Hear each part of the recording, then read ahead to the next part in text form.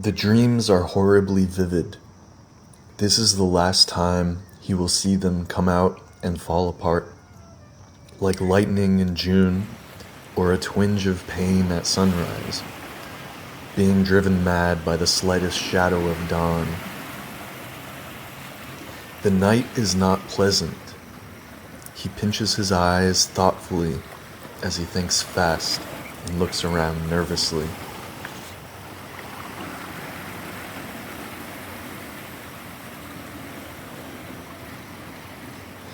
I don't know if this is good or bad. He looks at me earnestly and waits for a response.